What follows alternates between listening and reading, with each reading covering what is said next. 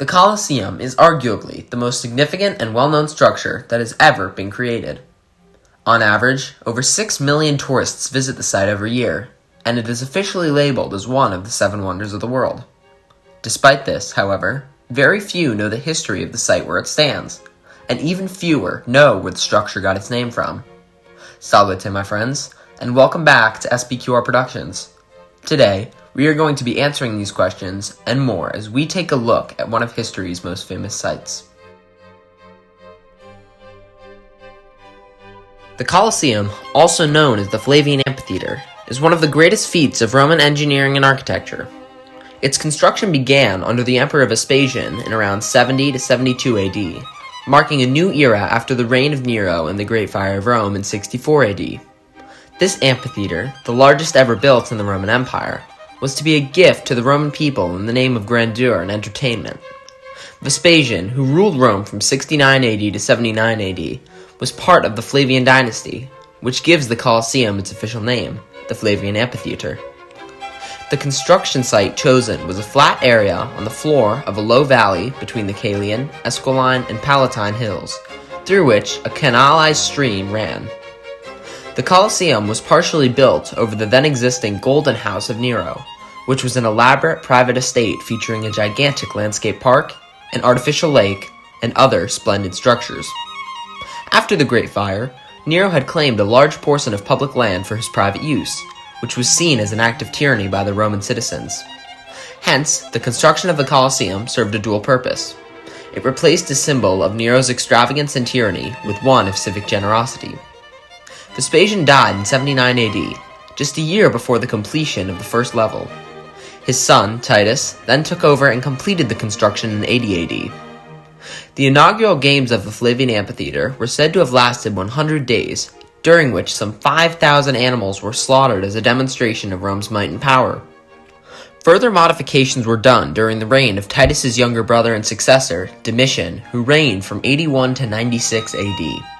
Domitian added the Hypogeum, a series of underground tunnels used to house animals and slaves, and a gallery to the top of the Colosseum to increase its seating capacity. Thus, the final structure was 4 stories high, with a capacity to hold an estimated 50,000 to 80,000 spectators.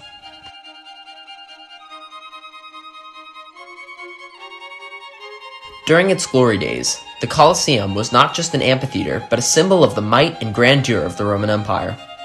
These were the days of extravagance and public spectacles that demonstrated both the wealth of the empire and the might of its emperors.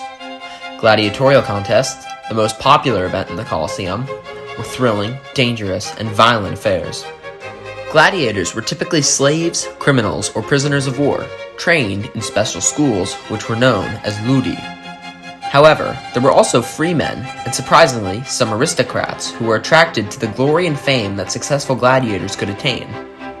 They were armed with various weapons, including swords, tridents, and nets, and they fought against other gladiators, wild animals, or condemned criminals. Despite the bloody and brutal nature of these fights, there was a complex set of rules and a referee to oversee the contests.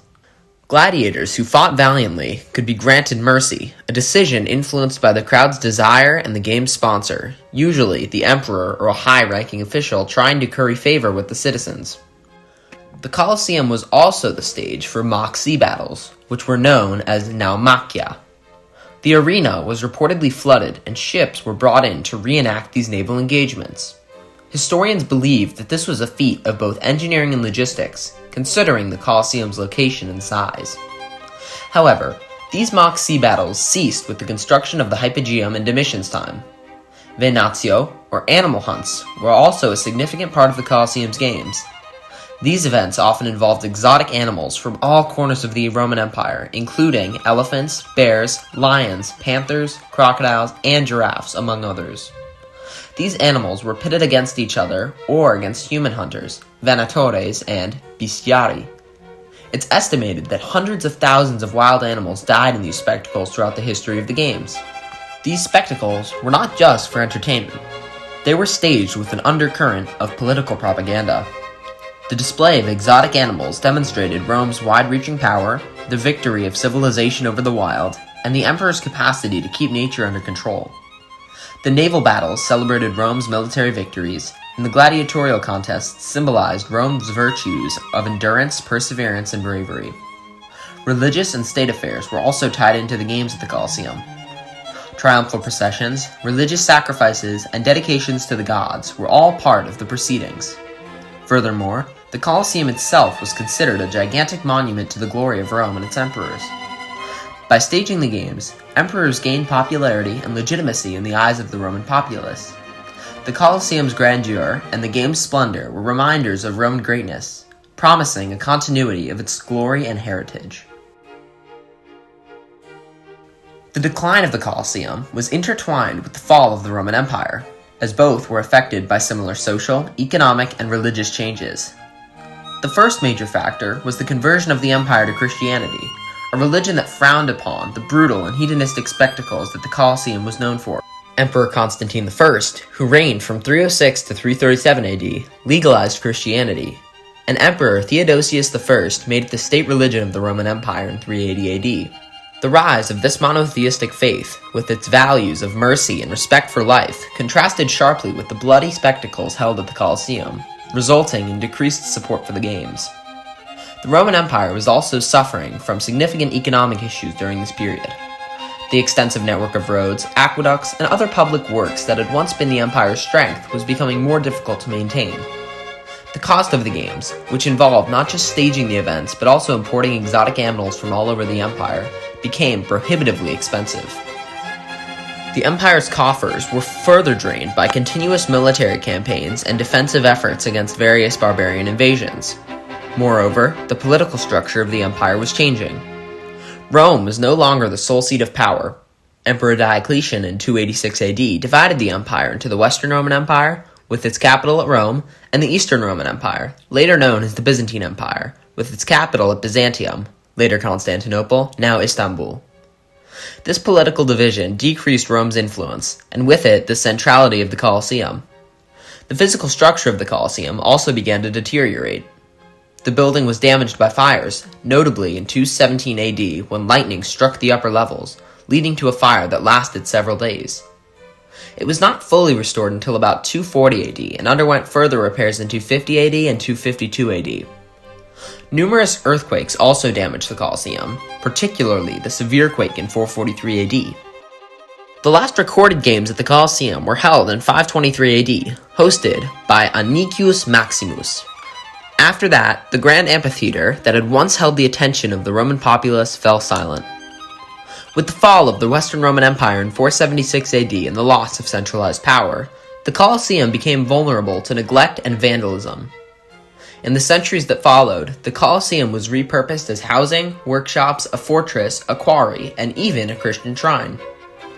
Many of the marble seats and decorative elements were stripped away and used in other constructions, and the once grand and vibrant structure started to resemble a ruin, a stark reminder of the impermanence of even the mightiest empires. So, now that we have discussed the history of the site, it is time to answer the question, where did it get its name from? The name Colosseum is derived from the Latin word Colosseum, which translates to colossal in English. While the amphitheater itself was indeed colossal, the name Colosseum is widely believed to have been inspired not by the amphitheater's size, but rather by a colossal statue that stood nearby. The original name of this amphitheater was the Flavian Amphitheater, or Amphitheatrum Flavium in Latin. The Flavian part of the name originates from the dynasty of the three emperors who were responsible for construction, Vespasian and his sons Titus and Domitian. As mentioned, Vespasian began construction of the amphitheater around 70 AD, and Titus completed in 80 AD, with modifications later made by Domitian. However, nearby the newly constructed amphitheater was a colossal bronze statue of the Emperor Nero, known as the Colossus Neronus, erected by the emperor himself. The statue was an immense 30 meters, approximately 100 feet, tall, which was similar in height to the amphitheater. The original location of the statue was in the vestibule of Nero's extravagant Domus Aurea complex, which covered large parts of the Palatine, Esquiline, and Caelian hills. The face of the statue was said to have been modified after Nero's death to resemble subsequent emperors, perhaps as a means of distancing the statue from Nero's infamous rule. Sometime after Nero's death, and the construction of the amphitheater, Emperor Hadrian reportedly moved the statue to a location near the amphitheater, a feat which, in itself, was a remarkable engineering accomplishment.